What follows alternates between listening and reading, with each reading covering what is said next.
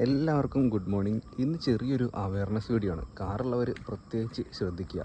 അതായത് എനിക്ക് ചെറിയൊരു പണി കിട്ടി. അത് ഫുൾ ടാങ്ക് അടിച്ചപ്പോഴാണ് ഞാൻ അറിയുന്നത്. സംഭവം എന്താണെന്ന് വെച്ചിട്ടുണ്ടെങ്കിൽ, ഈ ടാങ്കിലേക്ക് വരുന്ന ഈ പൈപ്പ് ഉണ്ടാവുമല്ലോ, ഫില്ലർ ഹോസ്. അതായത് നമ്മളിപ്പോൾ ഞാനിപ്പോൾ പെട്രോൾ പമ്പിൽ പോയിട്ട് ഫുൾ ടാങ്ക് അടിച്ചു. അപ്പോൾ അടിച്ചതിന് ശേഷം ഞാൻ അവിടുന്ന് കാറെടുത്ത് പോകാനായിട്ട് നിൽക്കുമ്പോഴാണ് ആ അടിച്ച എംപ്ലോയി പറയുന്നത് ടാങ്ക് ലീക്ക് ഉണ്ടെന്ന്. ഞാനൊക്കെ പേടിച്ചു പോയി. സംഭവം എന്താണെന്ന് വെച്ചിട്ടുണ്ടെങ്കിൽ, ഈ ഫില്ലർ ഹോസ് ഉണ്ടല്ലോ, ഹോസിലേക്ക് ഫുൾ ടാങ്ക് അടിച്ചപ്പോൾ ഹോസിലേക്ക് വരുന്ന വെള്ളം പെട്രോള്, അത് മൊത്തത്തിൽ ലീക്കായി പോവുകയാണത്. ഈ പൈപ്പ് ഉണ്ടല്ലോ, അതിൻ്റെ പണിക്കുറ്റം കഴിഞ്ഞിട്ടുണ്ട്. അവിടെ ലീക്ക് ഉണ്ട്. ടാങ്ക് ലീക്കൊന്നുമില്ല. കുറച്ച് നേരം കഴിഞ്ഞപ്പോൾ അത് സാധനം നിൽക്കുകയും ചെയ്തു. അപ്പോൾ അത് എല്ലാവരും ഒന്ന് ശ്രദ്ധിച്ചോളുക, പ്രത്യേകിച്ച് പഴക്കമുള്ള വണ്ടിക്ക്. നമ്മുടെ വണ്ടി ഏകദേശം 2010 മോഡലാണ്. അപ്പോൾ പഴക്കമുള്ള എല്ലാ വണ്ടികൾക്കും ഇങ്ങനെയൊക്കെ ഉണ്ടാവും എന്നാണ് തോന്നുന്നത്. പിന്നെ ഒരു സൈസ് വണ്ട് ഉണ്ടല്ലോ, ആ വണ്ട് കുത്തിയിട്ടുണ്ടെങ്കിൽ ബാക്കിയുള്ള ഈ പെട്രോൾ കൊണ്ടുപോകണ ചെറിയ ചെറിയ ഹോസുകൾ ഉണ്ടാവില്ലേ, അതൊക്കെ പണി കിട്ടും.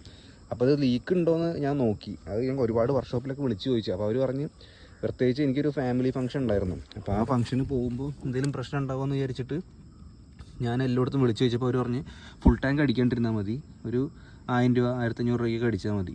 അപ്പോൾ ഈ പ്രശ്നം വരില്ല എന്നല്ല, എന്നാലും റിസ്ക് തന്നെയാണ്. അത്യാവശ്യം എനിക്കൊരു ഫാമിലി ഫംഗ്ഷന് പോകേണ്ട ഒരു ആവശ്യം കൂടി ഉണ്ടായിരുന്നു. അങ്ങനെ വന്നപ്പോൾ അവർ ചെക്ക് ചെയ്ത് നോക്കാൻ പറഞ്ഞു. അതായത് നമ്മൾ കാറിൻ്റെ കീ ഇട്ട് ഇഗ്നിഷൻ ഓണാക്കി നോക്കുക. ജസ്റ്റ് ഇത് നമ്മൾ ഇങ്ങനെ ഇഗ്നിഷൻ ഓണാക്കും. എന്നിട്ട് താഴത്ത് ആ ടാങ്കിൻ്റെ ഭാഗത്ത് എവിടെയെങ്കിലും ലീക്ക് ഉണ്ടോ എന്ന് നോക്കുക. അപ്പോൾ ഇഗ്നിഷൻ ഓണാകുമ്പോൾ തന്നെ നമുക്ക് അറിയാൻ പറ്റുമെന്നാണ് പറയുന്നത്.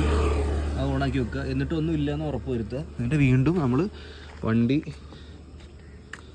ഓണാക്കി വെക്കുക. വണ്ടി ജസ്റ്റ് ഒന്ന് ഓണാക്കുക. അതായത് ഹാൻഡ് ബ്രേക്ക് ഇട്ട് ന്യൂട്രാക്കിയിട്ട് ഒന്ന് ഓണാക്കുക. ഓണാക്കുമ്പോഴും താഴത്ത് പോയി നോക്കണം. അങ്ങനെ താഴത്ത് പോയി നോക്കിയിട്ടും നമുക്ക് കറക്റ്റായിട്ട് അറിയാൻ പറ്റും ലീക്ക് ഉണ്ടോയെന്ന്. ഇങ്ങനെ ഫില്ലർ ഹോസ് കംപ്ലൈൻ്റ് ആയിട്ടുള്ള ഒരുപാട് സംഭവങ്ങൾ ഉണ്ടായിട്ടുണ്ടെന്ന് ഞാൻ പല വർക്ക്ഷോപ്പിൽ ഞാൻ പോയി നോക്കി. കാരണം തലേ ദിവസമാണ് ഞാനത് അറിയണത് ഫുൾ ടാങ്ക് അടിച്ചപ്പോൾ. അപ്പോൾ ഞാനിപ്പോൾ ഈ ഫില്ലർ ഹോസ് മാറ്റണം. പിന്നെ അതിനോടനുബന്ധിച്ചിട്ടുള്ള താഴെ കൂടെ ഈ പെട്രോൾ കൊണ്ടുപോകുന്ന ചെറിയ ചെറിയ ഹോസുകളൊക്കെ ഉണ്ടല്ലോ, അതൊക്കെ ഒന്ന് ചെക്ക് ചെയ്യണം. അത്യാവശ്യം നല്ല പഴക്കമുണ്ട് നോക്കുമ്പോൾ. അപ്പോൾ അത് മാറിയില്ലെങ്കിൽ പണിയാണ്. പിന്നീട് ഇനി പെട്രോൾ അടിക്കുമ്പോഴും ഇങ്ങനെയൊക്കെ തന്നെ വരികയാണെങ്കിൽ ഒന്നാലോചിച്ച് നോക്കി, ആ മറ്റേ സൈലൻസറിൻ്റെ കുഴലും കാര്യങ്ങളൊക്കെ തൊട്ടടുത്താണ്. ഒരു ചെറിയ സ്പാർക്ക് എന്തെങ്കിലും കിട്ടിയാൽ മതി, പണി കിട്ടും.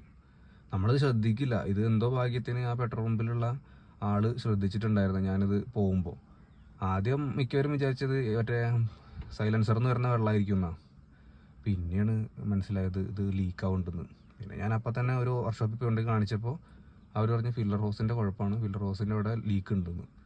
അപ്പോൾ അത് ഫുൾ ടാങ്ക് അടിക്കുമ്പോൾ ഈ ഫില്ലർ ഹോസിലും ഈ പെട്രോൾ ഇങ്ങനെ വന്ന് നിൽക്കുമ്പോൾ അതിലുള്ള ഓട്ടയിൽ കൂടെ പുറത്തേക്ക് വരികയാണ്, അല്ലാണ്ട് ടാങ്കിൻ്റെ പ്രശ്നമല്ല.